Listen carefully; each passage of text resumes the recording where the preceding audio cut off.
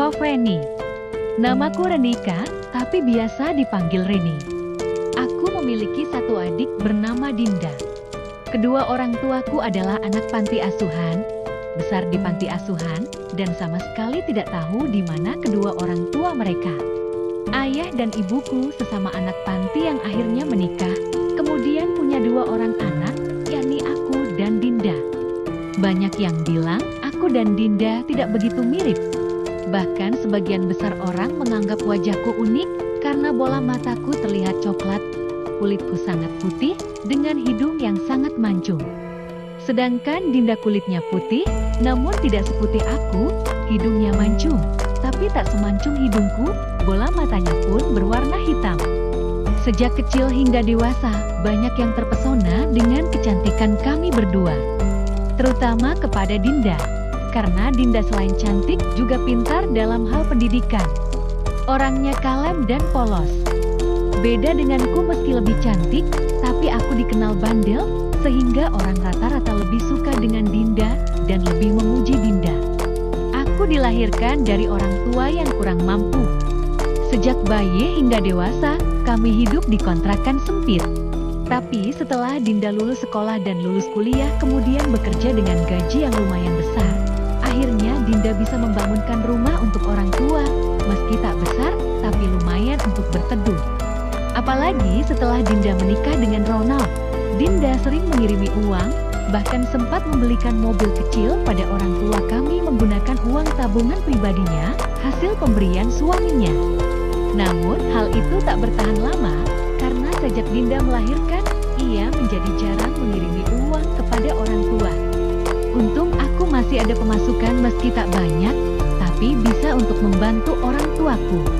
Aku setiap hari mencari pemasukan dengan cara merayu om-om senang. Aku sudah menjadi manan om-om sejak lulus SEM, tapi saat itu hanya sebatas jalan-jalan kemudian dibelikan barang dan makanan. Setelah mendapatkan yang aku mau, aku langsung memblokir kontak om tersebut dan mencari sasaran lain. Meski sering bergonta-ganti om, tapi aku tidak sampai berbuat hal yang aneh-aneh. Kegiatanku seperti itu berlangsung sejak umur 15 tahun, hingga sekarang umurku hampir 27 tahun. Awalnya keluarga dan temanku tidak ada yang tahu. Tapi lama-kelamaan mereka curiga, dan akhirnya ketahuan juga. Orang tua pasti memarahi anaknya yang berbuat nakal seperti itu. Namun aku tak pernah mau mendengarkan nasihat mereka semua. Aku tak mau ambil pusing, yang penting aku masih bisa menjaga diriku, dan semua ini hanya demi mendapatkan uang untuk memenuhi kebutuhan hidup. Semua itu sebenarnya berawal dari ketika aku lulus SMA. Saat itu usiaku 15 tahun, pada waktu itu malam hari pukul 19:00, ada tamu teman ibu yang berkunjung ke rumah. Dinda sedang membuatkan minum, dan ibu menyuruhku untuk membeli martabak di pinggir jalan besar tak jauh dari kontrakan untuk menyuguhi tamu. Aku bergegas pergi untuk membeli martabak. Ketika sedang antri, tiba-tiba ada om-om yang menyapaku, dan saat itulah kali pertama perkenalanku dengan om senang. Sebelumnya, meskipun aku terbilang anak yang bandel, tapi aku sama sekali tak pernah masuk ke dalam dunia sesat seperti itu.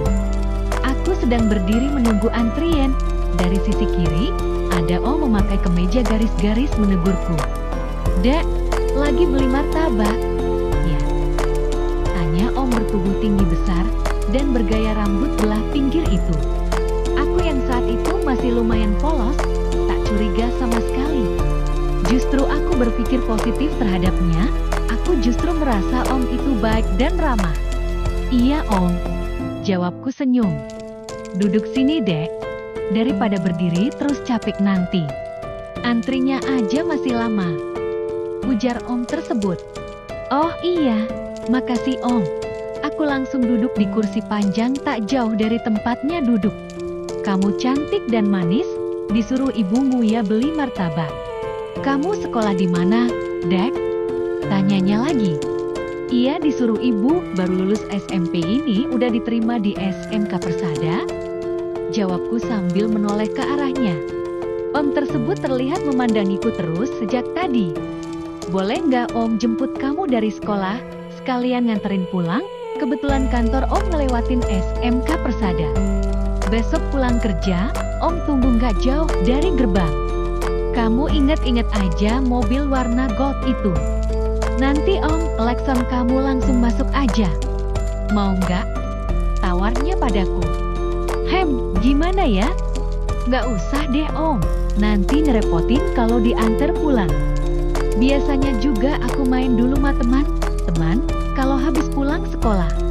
Nggak langsung ke rumah, ujarku. Nggak ngerepotin kok. Kamu punya handphone nggak? Kita tukeran nomor aja ya.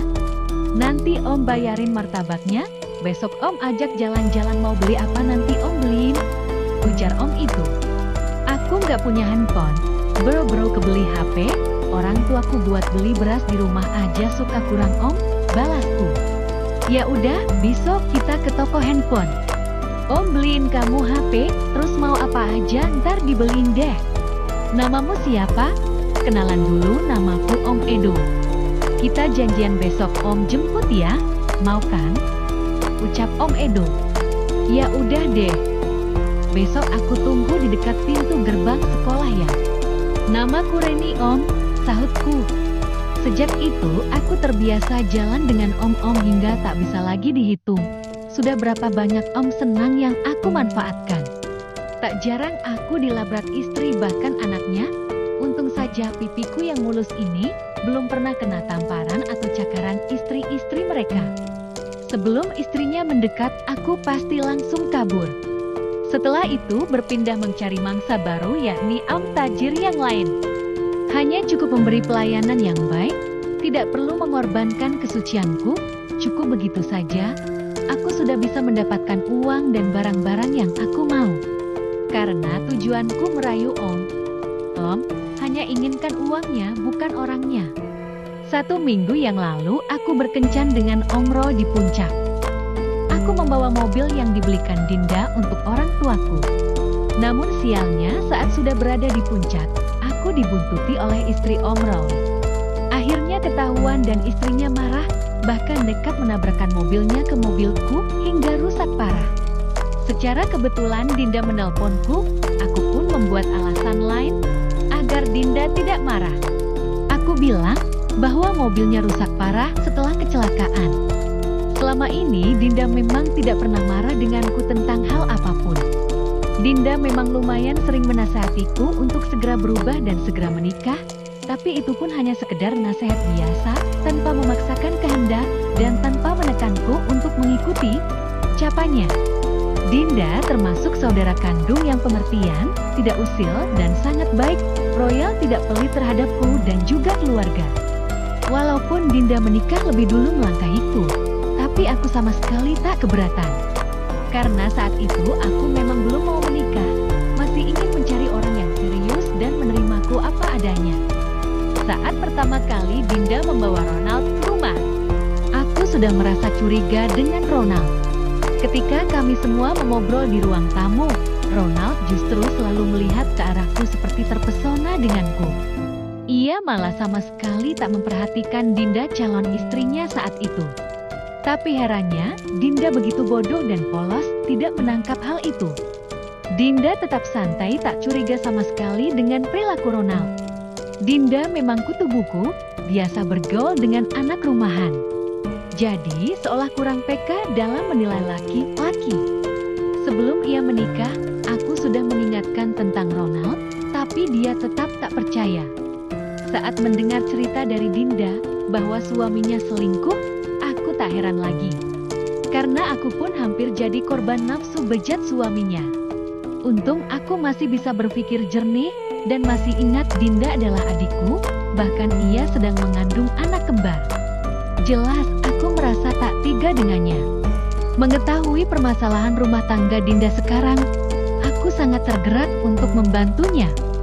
Dinda yang terlalu lelet dan lugu, memang sepertinya harus aku bantu. Siapa lagi yang akan menolongnya, kalau bukan aku kakak kandungnya? Apalagi Dinda selama ini baik denganku. Aku menawarkan bantuan terhadap adikku, Ronald harus mendapatkan balasan secepatnya. Aku akan membantu adikku untuk menghancurkan Ronald beserta Sri secepatnya. Harta Ronald pun harus segera berpindah tangan pada Dinda demi masa depan kedua anaknya. Setelah misi kami berhasil, kami akan tendang Ronald dan Sri. Tak akan kami biarkan mereka bahagia. Mereka harus menderita dan jatuh sejatuh-jatuhnya. Jangan anggap remeh aku. Aku sudah cukup berpengalaman dan sudah tahu titik terlemah laki-laki mata keranjang. Malam ini aku mulai tinggal di rumah Dinda. Aku sudah meminta Dinda untuk menghubungi Ronald sejak pukul 17:00 sore ketika aku akan beres-beres. Namun hingga maghrib aku tanya dengan Dinda, ternyata Ronald belum juga membalasnya. Ditelepon pun tak diangkat. Sepertinya Ronald benar-benar sudah sangat nyaman di pelukan Sri, sehingga Dinda sudah tak ada artinya lagi bagi dia. Mungkin Ronald juga sudah terlanjut marah dengan Dinda karena kejadian kemarin. Dinda, gegabah sekali. Apa susahnya pura-pura baik dulu demi mendapatkan hakmu? Setelah dapat baru hancurkan Ronald beserta selingkuhannya. Kalau udah begini semakin sulit, seolah mengemis-ngemis perhatian dari Ronald lagi. Berusaha merebut hati Ronald lagi demi misi agar tidak gagal, batinku. Karena Ronald tak kunjung membalas. Akhirnya aku berinisiatif untuk menghubunginya. Aku meminta nomor kontak Ronald kepada Dinda. Aku langsung menyimpan nomor kontaknya dan segera menelpon Ronald. Beberapa saat kemudian terdengar jawaban dari seberang telepon. "Halo, siapa ini?" tanya Ronald. "Halo, ini aku Reni. Nald, aku lagi masakin kamu di rumahmu sama Dinda. Kamu kesini ya? Aku mau izin langsung sama kamu, mau tinggal di rumahmu mulai malam ini. Karena Dinda juga butuh bantuanku buat ngasuh si kembar. Aku tunggu ya kedatanganmu, rayuku lembut. Jangan menjebakku. Aku nggak bakal mau ke sana. Aku lagi malas mau ribut-ribut, cukup kemarin aja ribut. Aku juga malam ini capak mau istirahat di sini," ujar Ronald menolak. "Siapa yang jebak? Aku serius kok. Lagi pula Dinda udah nggak marah. Pokoknya kesini ya kamu. Kami tunggu. Kalau capek, nanti suruh Dinda mijitin pasti mau," balasku lembut. "Oh gitu. Ya udah aku mau ke sana, tapi kalau kamu yang mijitin. Nggak usah Dinda. Aku udah malas sama adikmu. Kalau inget sama tingkahnya kemarin, rasanya nggak mau lagi ketemu dia," ucap Ronald lagi. "Kalau nggak mau ketemu dia seenggaknya, lihatlah anakmu. Ini mah jelas anakmu darah dagingmu. Dua-duanya mirip banget gitu sama kamu, Nald. Jangan diraguin lagi lah. Ya udah sekarang kesini nanti dipijitin kalau sempet," ujarku. "Oh, janji ya. Jangan sok jual mahal sama aku. Toh aku tahu kamu udah sering sama yang lain. Cukup Dinda aja yang sok suci, kamu nggak usah ikut-ikut Dinda. Dunia kita kan sama." "Ya udah aku ke situ sekarang," balas Ronald. "Cepat aku tunggu," jawabku singkat. Aku langsung mematikan teleponnya.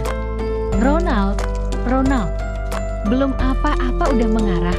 Arah, ucapannya, batinku. Tunggu pembalasan kami. Dasar Ronald laki-laki mata keranjang. Cuma dirayu sedikit, langsung luluh.